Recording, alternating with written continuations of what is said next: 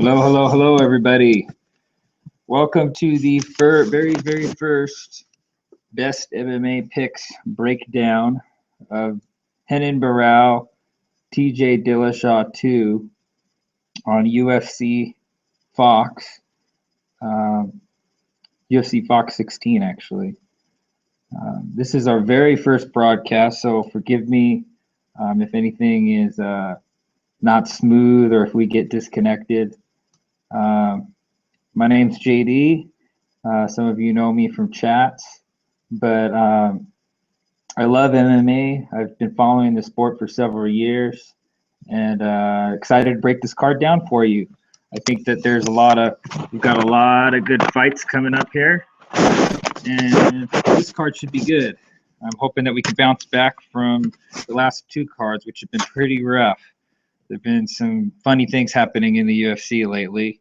And as I'm sure you guys all know, following the news, that we've had a lot of, stuff coming out that probably is a little bit of negative publicity for Dana White and everybody there. So, well, let's just get straight to it here. Let's just work our way up from the prelims, and we can just kind of discuss things. The first matchup that we've got is Zach Cummings and Dominique Steele. Some of you might have known Zach Cummings from being on TUF early on with his UFC career. And Zach Cummings is actually a very solid fighter. He's had several matchups with some really good opponents, actually, including Tim Kennedy and Gunnar Nelson. And both of those guys are both superior grapplers. Zach Cummings held his own with both of them for quite a bit of the fight, actually. And then at one point, I think with the Nelson fight, he was actually winning on the scorecards, until Gunnar decided that he needed to really get the quick victory, and he ended up with a sub. But really good wrestler, solid takedown defense, okay striker. The thing that really caught my attention, though, is this is a negative 327 line on the money line for him. And he hasn't fought for over a year. So, who knows where he's been as far as his training. I haven't had a chance to research his camps or anything like that. I think that he could have a little bit of ring rust. It just kind of depends on how long, what kind of time he took off, if he actually stayed with it, how hard he was training. Dominique Steele is a Strikeforce guy. I don't really know a ton about him. I do know that he sports some solid wrestling and some solid takedowns. He looks like he's pretty explosive and athletic. And he, it looks like he could pose a threat to Cummings. I don't think it's going to face Cummings, to be honest. My lean is to go with Zach Cummings to win this one, probably by decision. I think that his wrestling will be a little bit better than Steele's wrestling. And the over-under is set at 2.5 rounds. The over is at negative 111, and the under is at 105. And my instincts tell me to go with the over on this. But that's my lean. I want to look at a little bit more footage with this one before I make a decision on it. And I don't even know if I'll be playing it or not. The way that we're going to do this card is I'm going to tell you what my leans are, but I'm not going to tell you what my picks are. My picks are not going to come out until about 15 to 20 minutes before the card starts. And those will be my final picks. Stuff changes between now and then. News comes up, somebody gets sick, gets the flu, what have you. And so a lot can change between now and then. And, as you know, sometimes cards, some of the fights just get scrapped altogether. So we'll wait until, till tomorrow to release those picks. But I will tell you what my leans are. Those do change after I watch footage. I haven't watched a whole lot of footage. I'm very familiar with a lot of these fighters, though. I've seen a lot of them fight. I know what they're capable of. But if I'm not sure, I'm just going to let you know that I'm not sure. And the pick's never final. So you know, that's how we're going to do it. But anyway, the next fight on the card, we've got Jessamine Duke, another tough fighter, TUF, Ultimate Fighter, women's, bantamweight, I believe it was, and Elizabeth Phillips. Both very tough women. Few things that stand out to me here with this matchup.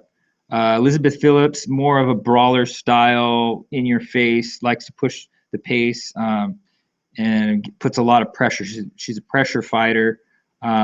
Jessamine Duke, very rangy, tall, very tall. If you saw the weigh-ins, she was just towering above Elizabeth Phillips. Has a sizable reach advantage. I don't know what it is exactly, but I do know that it's quite a bit of reach advantage there. A lot of people have been talking about Jessamine Duke lately. The lines on this, I personally feel like they're off. You know, there's could be some value here with Jessamine Duke.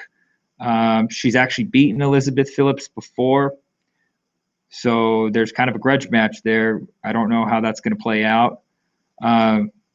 She's been working a lot with her wrestling and her submissions. She did a camp with Josh Barnett, who is a very, very good heavyweight wrestler and submission artist. So, you know, we could see a sub here from her, even though that she's a striker predominantly. She did take some time off. Elizabeth Phillips also has taken a lot of time off, though. She hasn't fought for over 11 months. Okay, the last fight, she was going to get cut from the UFC. In fact, I think she actually did get cut. And then she had a meeting with the Fertittas, and they, I guess, agreed to have her come back for another fight. So this is kind of do or die for her. If she loses this one, more than likely Phillips is going to get cut again. She trains with Juliana Pena, so that's something to probably take a note of. Pena, very good wrestling fighter. Duke, the line set at a positive 144. Phillips is at negative 161. The odds makers really like Phillips, so I don't know that I agree with that. I don't know that I agree with that line. I think Duke's she's a little bit of a smarter fighter, I believe. But we'll just see if it breaks her, you know, with the pressure. It's kind of hard to say. She's got some advantages there, and she's got some weapons. So over-under is at 2.5 rounds. The over is at 202. The under is at positive 170. So on this fight, for me, my lean is going to go with Jessamine Duke. And I believe that this one is going to go to the distance. More than likely, we're not going to see either of these girls give up. They're both tough fighters. They're going to go all 3 rounds.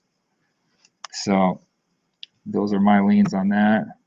Next fight up on the prelims, we've got Andrew Holbrook and Ramsey Niem.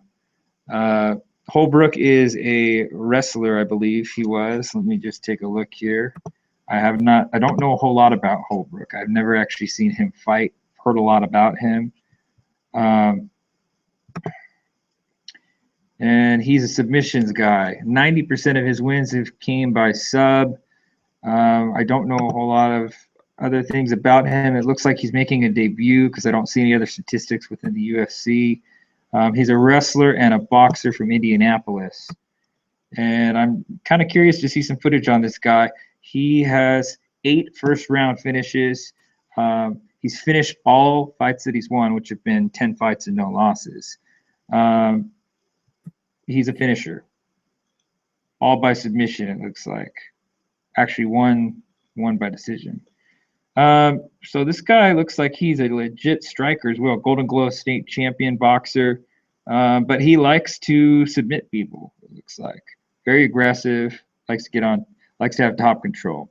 I'm going to watch some more footage on this guy. Not 100% sure on this fight.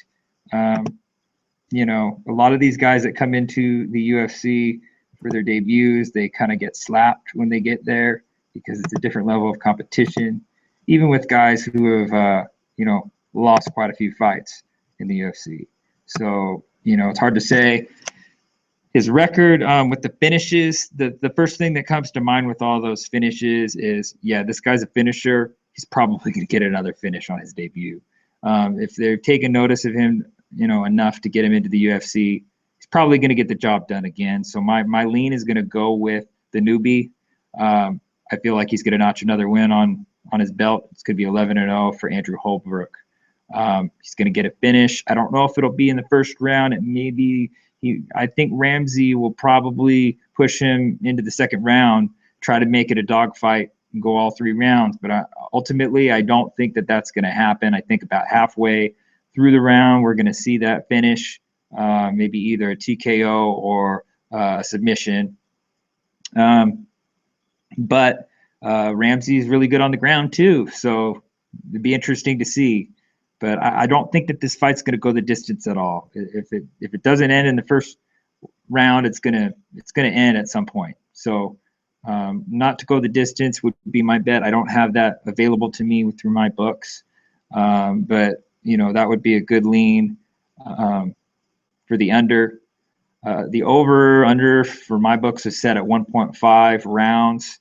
The over being -147, the under being 125. Positive 125. Ramsey's got a line of -139, so he's actually the favorite in this one. Holbrook is an underdog, slight underdog at positive 125.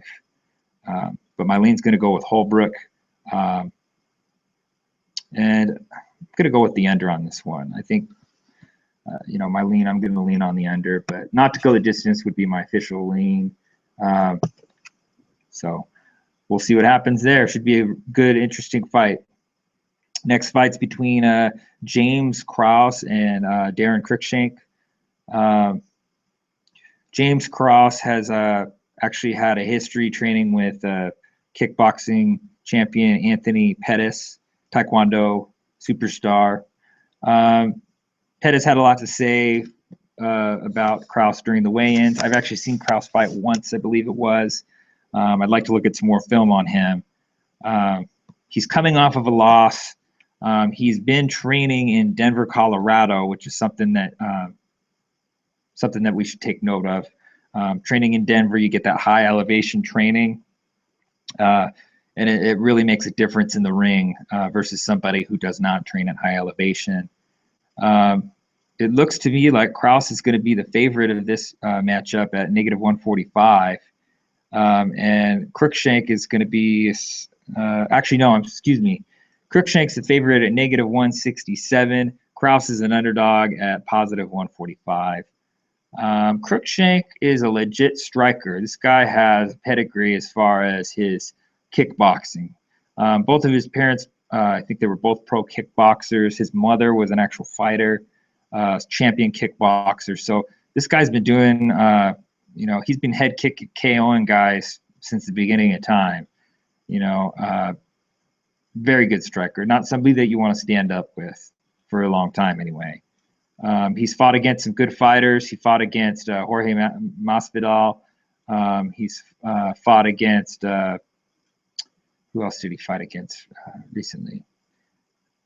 Anyway, I don't remember exactly who, but he's had some legit competition. And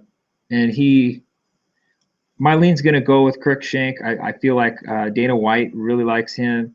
The Fertitta brothers, they like him as well.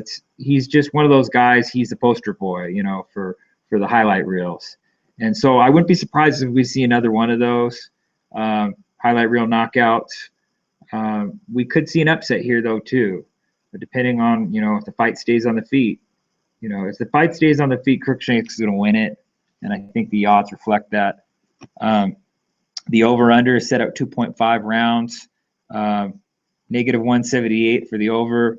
The under is positive 150. I think there's some value there with the under. I think we could see an early finish here. One of these guys getting a lucky shot.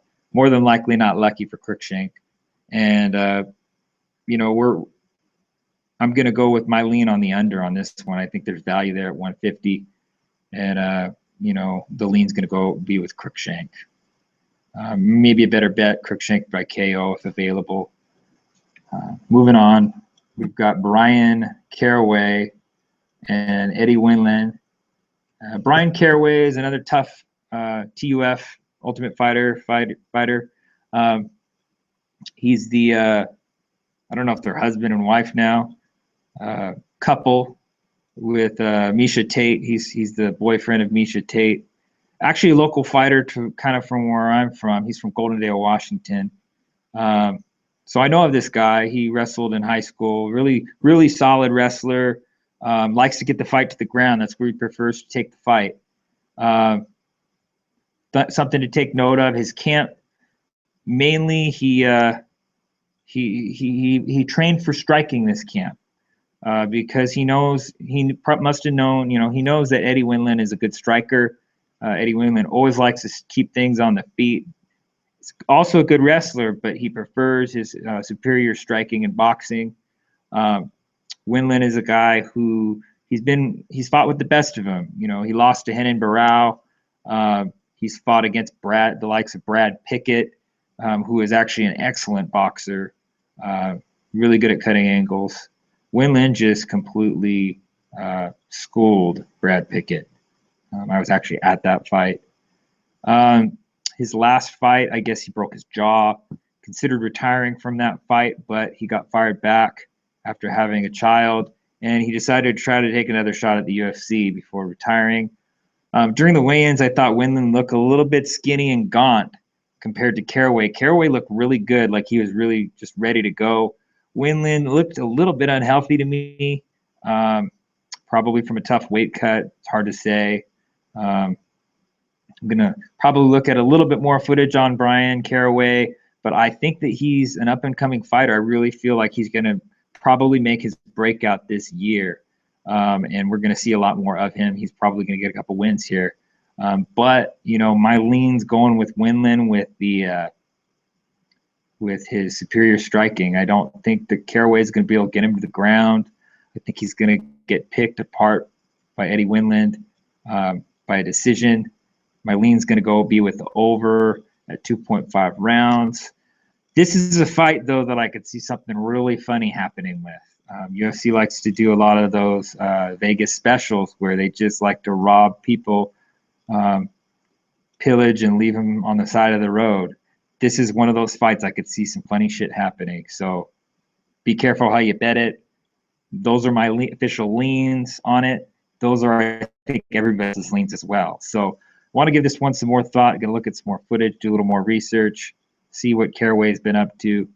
But those are the leans. Caraway's at a positive 119, Winland at a 131, negative 131 as the favorite. The over-under set at 2.5 rounds, over being the favorite position at negative 129 and the under at positive 110. So this one could go over or under. I think it's going to be, I think it's going to go over though. I don't think we're going to see a finish here, but if it goes to the ground, we will see a finish for sure. I could almost guarantee it. Caraway's a master at submissions, so gonna think about that one a little bit more. Kenny Robertson and Ben Saunders.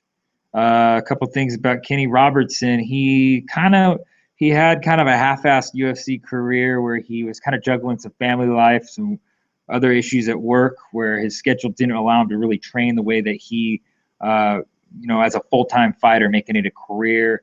Apparently recently he just quit his full-time job, started training 100% to make a career out of mixed martial arts.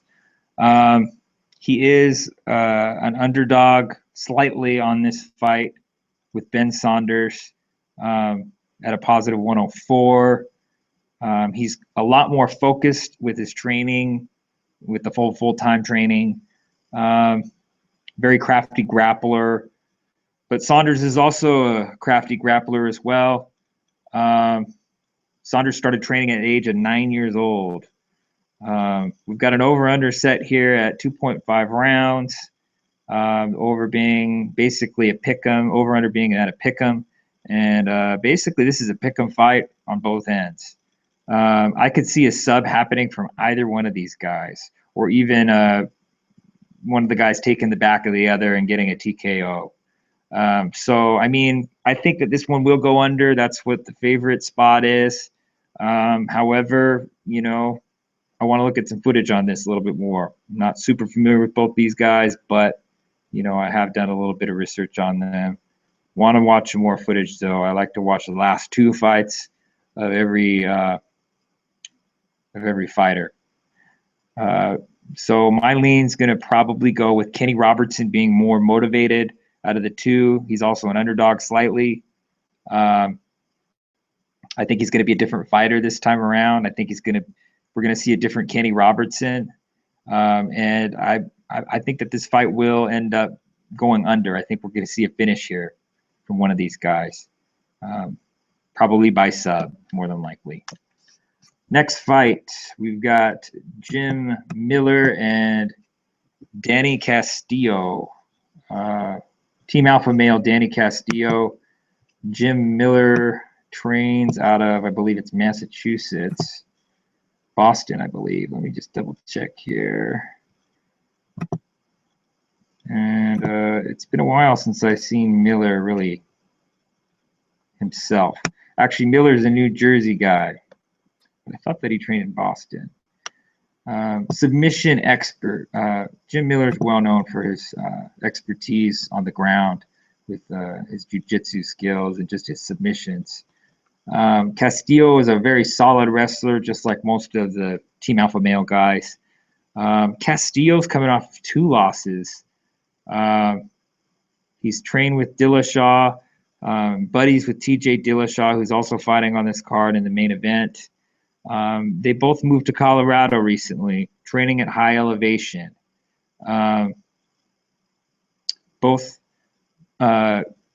Danny Castillo is a former WC guy. Jim Miller kind of had a little bit of criticism towards WC fighters, but he hasn't fared well against them. Kind of eating his words there. 1-2 against former WEC fighters. So it might be an interesting fight. We could see something weird here. But Jim Miller, to me, is an obvious pick here. I think he just gets the job done. He's a tough-ass guy. Castillo, to me, personally, I feel like Castillo's a bum. And he has a fucking glass jaw. The guy has been knocked out so many times and been tagged so many times. I don't think he's a very smart fighter. Supposedly, he's training with Dwayne Bang Ludwig with the Muay Thai. I'm not seeing it here like I do with the other Team Alpha Male members. Hopefully Dillashaw's working with him a little bit there. But I think Danny Castillo's a bum. I think he's going to get cut. I think this is going to be his last fight. And Miller's going to send him packing. So my lean is on Miller, straight up Miller, to win by sub. And I think that this one is going to go under. I think we're going to see a finish here. I think what we're going to see is we're going to see Danny Castillo getting his little glass jaw tagged. He's going to spill over on the floor, and then Miller's going to pounce on his back like a panther and lock in a rear naked choke and finish him right there in the second round. And so we got a lot of value here on the under. Over-under's set at 2.5 rounds, over being a negative 190, and the under being a positive 160. And this is obviously, it's like, this is the fight where I'm like, okay, what's going on here? This is a little fishy. The under here is almost 2-1. And these guys both are finishers standing up, and we got a finisher on the ground. We got a guy with a glass jaw. It's like, duh, what are these people thinking? So we might see something weird here, you know, with these odds. We might see some movement here before the fight. I think that people should jump on the 160 while it's there. Maybe not bet a ton on it, but put a sizable amount, you know, just in case UFC likes to do their Vegas special on it because they're trying to trap people with these lines. But that to me is an obvious choice. But it also could be another way for people to, for the public to get raped with the over. A lot of people don't consider the Castillo to have a glass jaw. They think that the majority of the fight's going to be on the ground. Well, I think it's going to be standing up most of the time. I don't think Castillo's going to want to get on the ground with Miller, and I don't think Miller's going to want to be on his back really with Castillo because he's such a strong wrestler. So I think there's going to be mutual respect for both sides. We're going to see Miller and Castillo duking it out. Somebody's going to get tagged. I don't think it's going to be Miller. Miller's a tough-ass dude, and about as tough as they come with that chin. Castillo, fucking glass jaw. So I see Castillo just going to sleep here. I really do. Or getting subbed. That's my lean on that. But that could change. I'm wanting to see what's up with these guys. So Jean Viante and Tom Lawler. Apparently Jean Viante was a former football player. On his last fight, he was trailing the scorecards against a tough Corey Anderson, who had won 3 fights in a row. Tom Lawler is a welterweight guy, I believe it is. He's moving up to light heavyweight, and he's a small-ass guy for light heavyweight. The lines here are set for John Viante at negative 200. Tom Lawler is at a positive 179. Over-under is set at 2.5 rounds, with the over being at the favorite position of negative 166 and the under at positive 140. I think Tom Lawler is just a small-ass dude for this fight. Both of these guys are fucking athletic. Tom Lawler held his own against a bigger Francis Carmont, who trains with GSP at TriStar in Canada, and he was backing him up against the wall the majority of the fight. He lost that fight, but he looked good against Carmont, and that was at welterweight. I don't know what he's going to look like at light heavyweight. That's 2 weight classes higher than what he was fighting at. Why he's doing this, I have no idea.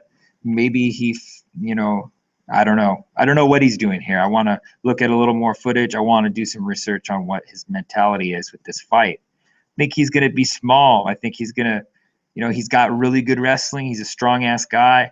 But on the other side, Viante is a strong-ass guy too, being a former football player and very athletic. He was struggling in his last fight, though. We could see an upset here. We really could see an upset. The positive 179 looks a bit tempting. I want to look at some more footage on this one. I don't think Tom Lawler's going to be manhandled by this guy. I really don't. I think he's a tough-ass guy. Even being a smaller guy, he's shown that he can back up the bigger guys against the cage. He's got ridiculous power in his hands as well. I'm going to take the value here at positive 179 for my lean with Tom Lawler. I think somebody here is going to get finished in this fight. I don't think it's going to go the distance. There are a lot of ways for both these guys to win this fight. The over-under is very tempting at positive 140. I'm going to lean on the under on this one. So we're playing our value here. Those are my leans. Takanori, the Fireball Kid Gomi, been around forever, lots of experience. Former Pride fighter or Dream fighter, one of the two. Joe Lozon, another one of those East Coast guys, specialist with his Brazilian jiu-jitsu and submissions.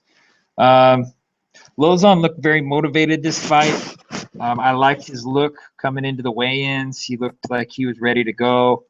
Gomi, on the other hand, just looks like he's lost that Fireball Kid mentality that he used to have. He hasn't looked good lately. He's lost a few fights. UFC hasn't cut him. He's a legend. Takanori Gomi's one of those legendary guys like Fedor Emelianenko, who's been around forever. He's got respect from everybody involved with MMA. All of the other fighters that respect him highly. He's always a game opponent. But to me, he just looks like he's washed up and he's done. He looks like he's lost his fire. He's lost his passion. Did not look very excited to be there at all. At the weigh-ins, he just looked really lull. I think he's going to get finished this fight. I really do. I think somebody's going to get finished, and it's not going to be Lozon. Lozon's going to be trying to sub him every which way. Gomi's got a lot of experience, though, so we could see this one go past, the over-under. We've got a line for Gomi at a positive 285, which is ridiculous to me. Lauzon, he gets pretty beat up. The guy takes a lot of risks. He's always getting bloodied up. Every single fight you see his face jacked up. But that's because he gives it his all and he puts himself out there. I think he's willing to take a punishment. Gomi is a bit more of a technical fighter to me. He throws bombs, though, so we could see somebody get tagged. Lauzon's got a pretty darn good chin. I mean, the guy can take damage. I've seen it. I've seen him get his nose broken before. Brian Stan is going to get an Anthony Pettis haircut, apparently, as a bet if this goes to the scorecards. I agree with that, but I like the over-under at 1.5 rounds to go over, and that's the favorite at -140. The under 1.5 rounds is at a 120. I think that Gomi is going to be somewhat elusive. He's not going to take a whole lot of risks with Lauzon knowing his submission skills. He's going to probably try to dance around a little bit and get the jab working on him, mess up his face. So, you know, there may be some value here with Gomi. I think that the odds speak the truth, though, here. I think Lauzon's ultimately going to get the win, and it's probably going to be by a finish. Later rounds. I think second round, probably late second round. I could see this going just barely over. And we're probably going to see either TKO finish or submission from Lauzon. But we could see Gomi eke out a decision too, you know, depending on how smart Lauzon fights this one. So, you know, tread lightly here. My lean, I can't take a 3-1 favorite. I mean, that's just ridiculous to me. And I can't take it against a legendary guy like Takanori Gomi, despite the fact that he looks really washed up to me. This could be another UFC special. I'm going to take my value here at 3-1, positive 285 for my lean with Takanori, the Fireball Kid Gomi. And it's going to go over at a -140. So I might make an small underdog bet with hedge with the over. Next fight we've got on slate is Edson Jr. Barboza against Paul. I think his nickname's the Irish Dragon. Tough Irish Catholic neighborhood Felder comes from. Paul Felder trains with Donald Cerrone. Edson Jr. Barboza is a ridiculous Muay Thai specialist that has snapping whip legs that just kill you. A lot of power in his legs with those Muay Thai strikes. Very technical fighter. Does not take a whole lot of risks. Does not leave a whole lot of openings. Edson Barboza is legit. But he's one of these kind of guys who lately, with the competition that he's kind of rose to, he's kind of hit and miss. I mean, he loses one, wins one, gets KO'd, and then he KOs a guy or wins by unanimous decision. He did a full 10-week training camp this time around with Frankie Edgar. Frankie had a lot to say about Edson Barboza, saying that he kicks like a horse.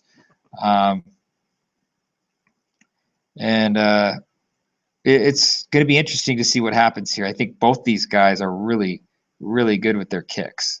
Very interesting matchup. It's going to be, somebody's going to get hit. One thing that's interesting about Edson Barboza, though, is he has a glass jaw. Another case of glass jaw syndrome here. But he doesn't leave the openings a whole lot with that. He also, he's been KO'd. He's been TKO'd. He's got some vulnerability there, and I think he knows it. He fights and doesn't take a whole lot of risks there. He's got really good defense, really good takedown defense. We're not going to see anybody getting taken down, though. These guys are both going to want to stand up here. I could see Edson Barboza going for takedowns if he's losing on the feet, though. Paul Felder looked really tough his last fight. Won with a spinning back fist KO against Danny Castillo. Good takedown defense. He's 10-0. He trains with training partner of Donald Cowboy Cerrone.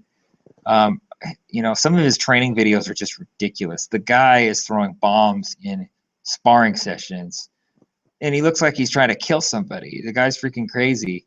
But I guess that's the mentality that Donald Cerrone has too, so they make perfect training partners.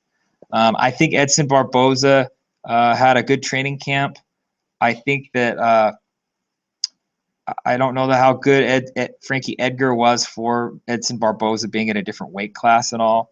I think Paul Felder, I think he's got a chin. I don't think he can take some shots. He's got that tough Irish chin. He's undefeated. I think he's going to get another victory here. I think he's going to be 11-0, and he's going to do it by another highlight reel. I could see him getting another head kick knockout of his. I think he could get tagged a few times by Barboza.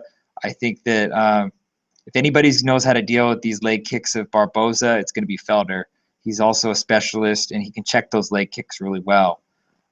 Training with Donald Cerrone, that's no joke. And Donald Cerrone has gone miles lately. So the better training partner is going to be with Paul Felder. He's got 7 KOs in the first round. He's the underdog here at positive 120. Edson Barboza is the favorite at negative 134. My lean's to go with Paul Felder to get another win here. I got to go with the Irish guy. I think it's going to be by a probably early second round finish. The over-under is set at negative 159 at the over, and the under is set at positive 135. I'm not too sure here. My gut tells me to go with the over, but you're paying a lot there, and funny things have been happening. So my lean's to go with the over on this one. I wanna think about that one a little more, and I'm gonna look at some more footage on it. And my lean on the side is gonna be with Paul Felder. Next fight, we have the co-main event with Jessica Evil Eye and Miesha Cupcake Tate. The line set at negative 202 through my book with Miesha Tate, and Jessica Eye is the underdog, almost 2-1 at positive 180. Miesha Tate has put on some weight with this fight.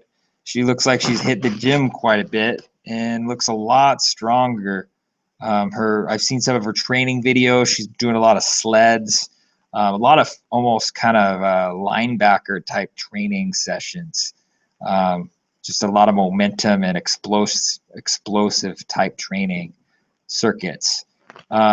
Looks really good. She looks really good, really motivated, lot stronger. Jessica Eye also, though, she's got a legit training camp that she's been involved with. Her training partners, all guys. I've seen some of her videos.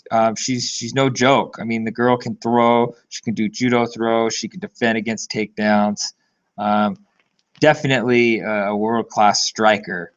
I really feel like she can cut the angles on the striking. I think she's going to tag Miesha Tate a few times on this, but I don't think that she's going to have the power to finish Tate. And I think Tate's going to dictate where the fight goes. I think Tate, when she eats a couple shots standing, she's going to drag Jessica Eye to the ground. Jessica Eye in the past has shown that her takedown defense is solid, though. I mean, she's gone up against grapplers before.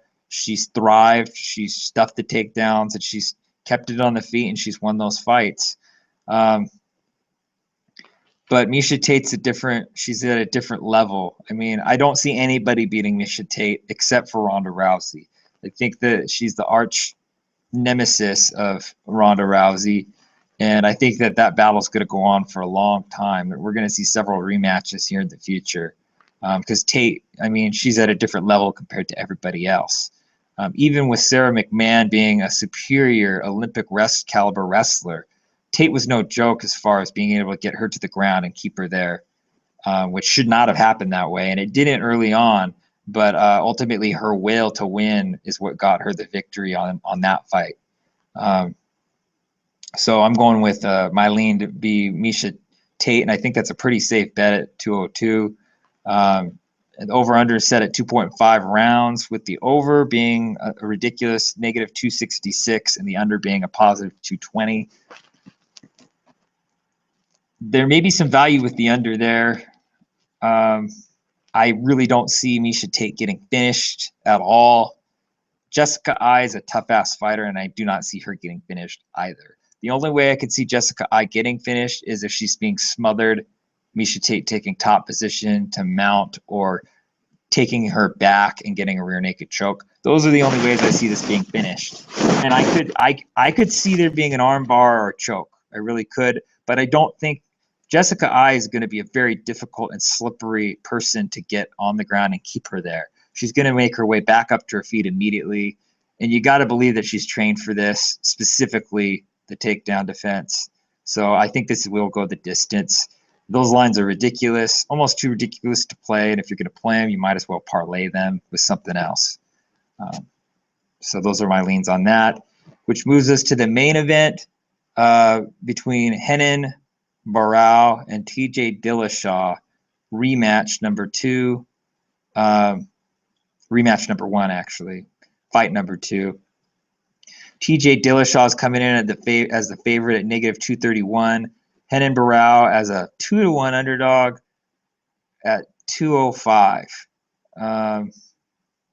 Over-under set at 4.5 rounds. The under being at a negative 166. The over being at positive 140. Really simple here. I mean, TJ Dillashaw is a world-class athlete. Last fight, I don't think that anybody between the two of these guys, I don't think anybody had TJ Dillashaw winning that fight. And if you did, people called you crazy. TJ Dillashaw has actually lost to several Brazilians. I think he actually lost to, I don't know if it was Rafael Assunção or if it was, who was it? It was one of those Brazilian guys with a strong top game. But he's lost to some guys that were mediocre. He lost to one guy that was mediocre. But Dillashaw's come a long way. I mean, he's a different fighter now. He really solid wrestler, Division I wrestler, team alpha male, training partners. He's got really good training partners with Uriah Faber, Chad Mendes. And then he's got that striking that he's just, out of all of those team alpha guys, TJ Dillashaw looks the best. Besides Uriah Faber, I would almost go as far as to say that TJ Dillashaw is a better striker than Uriah Faber now. He's faster, he can cut angles better, and his feints are just ridiculous. The fight that I would like to see happen would be TJ Dillashaw and Dominic Cruz. I think that would be a really, really exciting fight. And I could see that happening. The odds here are just too crazy for TJ Dillashaw, though. I mean, I don't think we're going to see what we saw last time. Renan Barao came out, and he did not look himself the last fight. He looked like he had the flu or something, and he just did not look himself. I mean, he wasn't attacking like he normally does. He basically was just kind of standing around. I mean, he was attacking, but right after that shot when he got hit in the face, the solid one that TJ Dillashaw landed, after that, he was different. I mean, that right there dictated, it set the tone of the rest of the fight. After he got hit, it was like he was hurt at that point. But he hung with it, getting finished later on. But Dillashaw was running circles around him. And Barao just looked like he was just a punching bag the whole time. Nobody saw that coming. Dillashaw was like a 4-to-1 underdog, almost 5-to-1 underdog on that fight. Now all of a sudden he's a 2-to-1 favorite, a little bit over 2-to-1 favorite. To me, that's just crazy. This one, I could see this being another UFC special, and we've seen that. I've predicted each of the main events almost to perfection with the over/under and the winner. The last several fights, I think 4 out of the 5 have all been almost 2-to-1 underdogs apiece. I've picked all 5 of those cards correctly. For the main event, haven't done so hot on the prelims. But the main events, I think I'm like 7-0 or 8-1 or something like that. I'd have to go back and look at my records. But I could see this one really, I see Renan Barao coming back twice as motivated. And I don't know what he's doing for his training. when I saw some of his videos, it was ridiculous. He was beating the shit out of some of his training partners. So he's evidently was really frustrated by that last fight. I see him coming back a different fighter. I see him getting smarter about how he's going to fight Dillashaw. Maybe watching a lot of footage on Dillashaw, seeing what his mistakes were, how Dillashaw was his movements, studying his movements, timing it. You know, I could see Barao coming in and trying to time the first 2 rounds, or maybe even just the first round, and then landing that, you know, crazy spinning back kick, or landing some kind of a head kick or something and knocking Dillashaw out. I could see that finish, and I think one of these guys is going to finish the other guy. I don't think Dillashaw is going to get a finish this time. I think he's going to lose the belt. I think it's ultimately going to go back on Barao's hands. Wouldn't be surprised to even entertain a little bit of an idea of a conspiracy here with the UFC and how corrupt that organization is with all of its match fixing. We've seen some really crazy shit lately. We've seen a lot of weird shit happening with the UFC, a lot of odd stuff. I could see this one going back in the hands of Barao. I think UFC organization likes Barao. They also like Dillashaw, though. Dillashaw's been promoted quite a bit.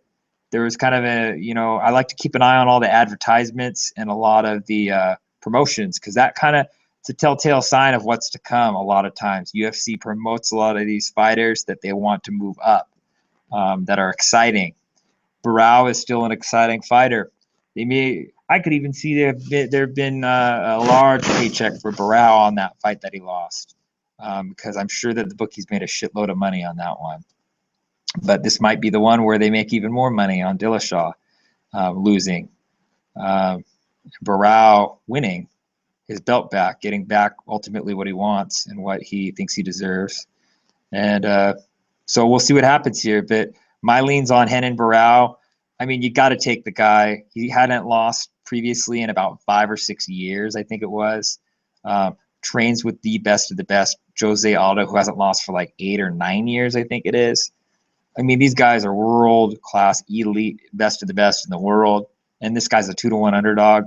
You got to be fucking crazy to take 2-to-1 against this guy. I'm going with Barao to win this one, probably by a head kick knockout or TKO. I don't think it's going to be on the ground a whole lot. I think he's going to time Dillashaw finally, and he's going to catch him. He's going to catch him this time. He's going to be the one to land the good strike the first time. And it's not going to go over. It's going to definitely go under -166. You might consider parlaying that with somebody else like a Misha Tate or somebody who's going to just lock in the victory. But yeah, under 4.5 rounds. There's a lot of ways for both these guys to win in that amount of time.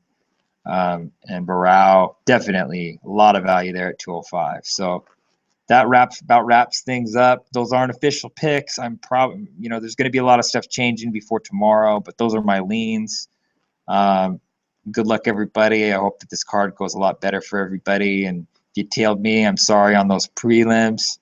I'm doing the best I can, but a lot of weird shit's been happening, and I think overall, in the long run, we're going to win more money than we're going to lose. But best of luck to everybody tomorrow, and get those bets in. Keep an eye on those lines, and keep an eye on my Twitter feed at bestmmapicks, and I'll be posting my final picks right at about 15 minutes before the prelims, and then as the cards roll out, I'll be posting more. So best of luck, everybody, and enjoy the fights tomorrow. Thanks for tuning in.